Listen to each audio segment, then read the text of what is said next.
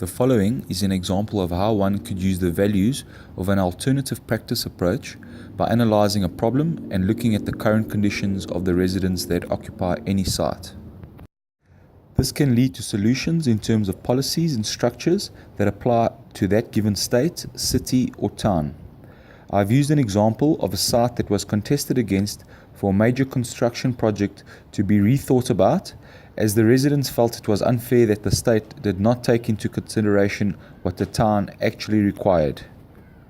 The example scenario of this contested site issue is situated in the Somers Town and Regent's Park, wards of Camden, London.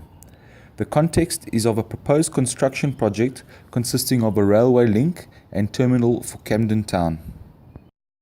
HS2 is a highly profitable company that is set up by the government, and they are proposing the works and delivery of the new rail network.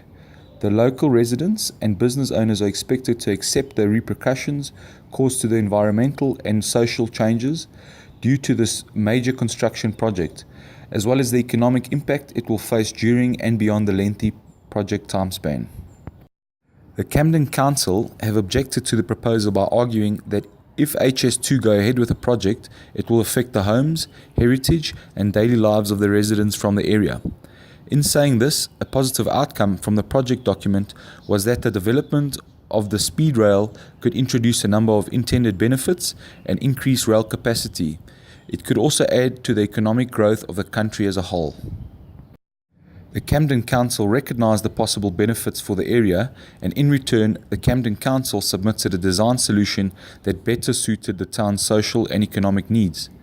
HS2 came back stating that their solution had no business case and not warranting significant public expenditure.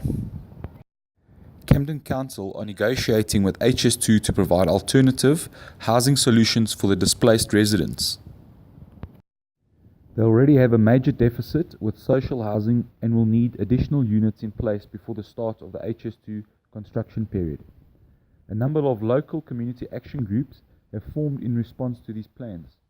Most recently, the citizens of Camden have been trying to secure the best deal for the local residents.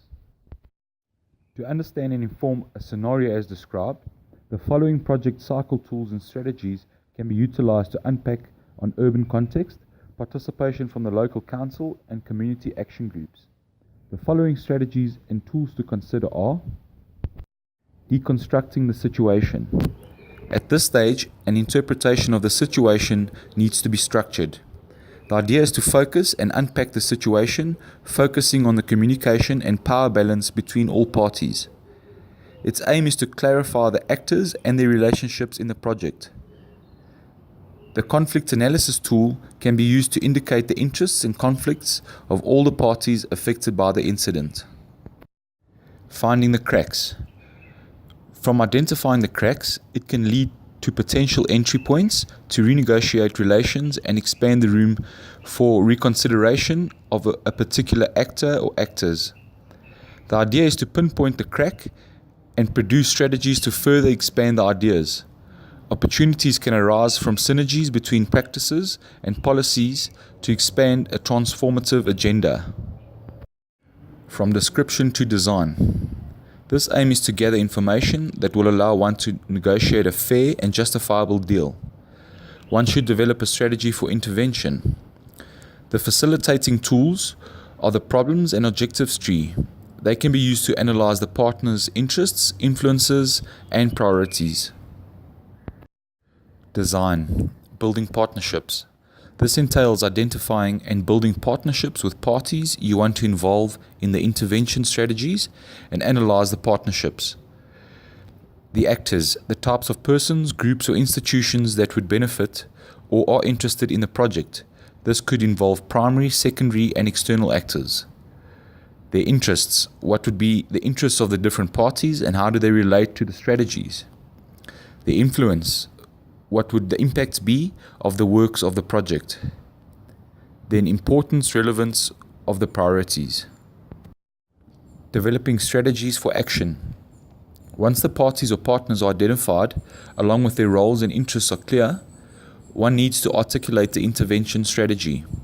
This can be done by possible ways to intervene, gain funding, or any means necessary to implement the strategy. Bringing all the facilitators, residents, and organizers into play. Organize a strategy in terms of implementation, activities, results and outputs, purpose, and overall goals. Assessment. Once the plan is drafted up, invite all parties and stakeholders involved to assess the proposed solution and critique the proposal. Assess general and specific objectives in terms of if they can be met or how long the process will take.